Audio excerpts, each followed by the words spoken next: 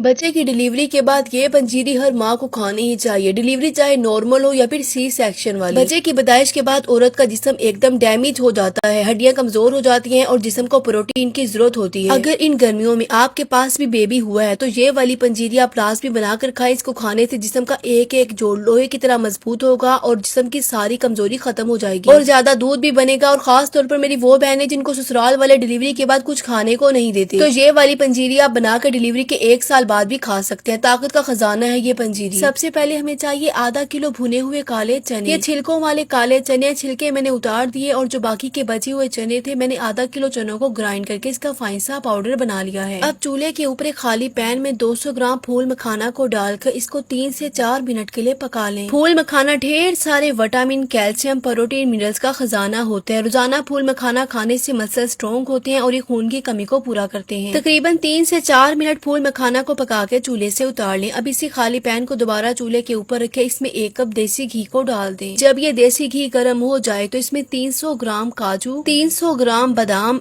1 cup कद्दू के बीज और 1 कप 4 मग्स को डाल के इसको भी 3 मिनट के लिए पका लें। 4 मग्स और कद्दू के बीज को आपने हरगिज स्किप नहीं करना। ये दोनों चीजें लाजमी इस्तेमाल करनी है। अगर आप चाहें तो इनकी मकदार को थोड़ा सा बढ़ा भी सकते हैं। अगर किसी ने कमेंट में आकर ये बोला कि ये रेसिपी महंगी है तो मैंने आपकी बहुत पिटाई लगानी है। एक औरत जिंदगी मौत की जंग से लड़कर आपको बचा देती है और आप उसके लिए 2-3 हजार रुपए खर्च नहीं कर सकते। और लड़कियों, अगर आपने डिलीवरी के बाद ऐसी हेल्थी ताकत से भरपूर पंजीरियां खाई होती तो आज आपके जोड़ों, पट्टों, कमर में दर्द न होता। बादाम और काजू को 3 मिनट पकाकर इसमें आधा कप किशमिश को डाल दें। मुझे इतनी हैरानी होती है जब मैं देखती हूँ कि लड़कियां 5-5 हजार के कपड़े लेके अपनी अलमारियों में रख लेती है, लेकिन वो खुद के ऊपर पैसे नहीं लगाती। हालांकि काम आपने करना है, अलमारी में पड़े हुए आपके कपड़े आपका घर का काम नहीं करेंगे। इसीलिए जितना हो सके अच्छी खुराक लें, अपने ऊपर पैसे लगाएं ताकि आपका जिस्म आपका साथ दे। किशमिश डालकर बादाम पिस्ते को मैंने मजीद 1 मिनट पकाया। बस अब इसको चूल्हे से उतार लें। अब हमें चाहिए खोपरा। नारियल के मैंने 6 गोले लिए हैं। अगर मैं आपको ग्राम में बताऊं तो ये 400 ग्राम नारियल है। नारियल को मैंने कद्दूकश कर लिया है। बादाम पिस्तों को फ्राई करने के बाद जो बाकी का पैन में बचा हुआ घी था उसी घी के अंदर मैंने कद्दूकश किए हुए खोपरे को डाल दिया है और साथ ही 1 कप खसखस को डालकर चूल्हे की फ्लेम एकदम लो करके इसको 5 मिनट के लिए पका लें। ये जो खसखस होती है ये हमारे दिमाग को लोमड़ी की तरह एकदम तेज बनाएगी। पंजीरी का नाम सुनते ही लड़कियों के ज़हन में ये बात आती है कि कोई कड़वी सी चीज होगी। हालांकि ये पंजीरी खाने में इतनी मजेदार है कि आजकल की जेंजी लड़कियां भी इसको शौक से खा लेंगी। एकदम लो फ्लेम पे 5 मिनट मैंने खोपरे और खसखस की बुनाई किया। बस अब इसको चूल्हे से उतार लें। दोबारा से एक पैन को मैंने चूल्हे के ऊपर रखा है। इसमें मैंने मजीद 1 कप देसी घी डाला है। अब हमें चाहिए 4 गूंद। ये 4 गूंद आपको पंसार की दुकान से मिलेगी। ये 4 गूंद की खास बात ये है कि हमारे जिस्म के एक एक जोड़ को लोहे की तरह ये मजबूत बना दी है। इसीलिए ज्यादातर लोग बच्चे की डिलीवरी के बाद औरत को 4 गूंद का हलवा खिलाते हैं। गरम देसी घी में 1 कप 4 गूंद को डालकर इसको पकाएं। जैसे जैसे ये पकेगी अपने साइज में डबल से ट्रिपल हो जाएगी। ये 4 गूंद काफी गर्म होती है, इसलिए इसकी मकदार को जरा कम ही रखें। मैंने सिर्फ 1 कप 4 गूंद का इस्तेमाल किया है, लेकिन अगर आपके जिस्म की तासीर गर्म है, आपको गर्म चीजें हजम नहीं होती तो फिर आप 4 गूंद को स्किप कर दें। काफी लोग ये समझते हैं कि गूंद कतीरा और 4 गूंद एक ही चीज है। हालांकि ये बात बिल्कुल ही गलत है। गूंद कतीरा जो होता है उसकी तासीर ठंडी होती है, इसीलिए उसको गर्मियों में इस्तेमाल किया जाता है। और ये जो 4 गूंद है इसकी तासीर गर्म होती है, तो इसीलिए इसको सर्दी के मौसम में इस्तेमाल करते हैं। देसी घी में 4 गूंद को डालकर 5 से 8 मिनट के लिए पकाएं। जब ये अपने साइज में डबल से ट्रिपल हो जाए तो इसको चूल्हे से उतार के कूंडी में डाल के पीस लें। जब घी में इसको पकाएंगे तो ये इतनी ज्यादा फूल के क्रिस्पी हो जाती है ना कि हाथ से इजीली टूट जाती है। अगर आप चाहे तो मेरी तरह कूंडी में पीस लें या फिर इसको ग्राइंड कर लें। मैं दोबारा से आपको बता दूं, अगर आपको गर्म चीजें हजम नहीं होती तो इस गर्मी के मौसम में आपने इस पंजीरी के अंदर ये 4 गूंद का इस्तेमाल नहीं करना। 4 गूंद को कूंडी में डाल के मैंने पीस लिया है। मीठे के लिए मैंने इस्तेमाल किया मिश्री। तकरीबन 1 किलो मिश्री को लेके मैंने इसका फाइन सा पाउडर बना लिया है। मिश्री ऐसे ग्राइंड नहीं होती, पहले कूंडी में डाल के इसको मोटा मोटा पीसे, फिर इसको मिक्सर ग्राइंडर में डाल के इसका फाइन सा पाउडर बना ले। आप चाहे तो मिश्री की जगह पे गुड़ या फिर शक्कर का इस्तेमाल भी कर सकते हैं, लेकिन ज्यादा आसान आपके लिए मिश्री ही रहेगी। शुरू में मैंने जो फूल मखानों को खाली पैन में डालकर पकाया था, अब वो फूल मखाने और फ्राई किए हुए बादाम, पिस्ते, कद्दू के बीज और 4 मग्स को लेके चॉपर में डाल के मोटा मोटा पीस ले। अगर चॉपर ना हो तो छोटी मिक्सर ग्राइंडर के अंदर भी ये सारी चीजों को ग्राइंड किया जा सकता है। आजकल आप लोग वीडियो तो मेरी देखते हो, लेकिन ना तो मुझे फॉलो करते हो ना ही वीडियो को लाइक करते हो। पहले तो वीडियो को लाइक करें और अगर अभी तक फॉलो नहीं किया तो जल्दी से पहले फॉलो कर लें।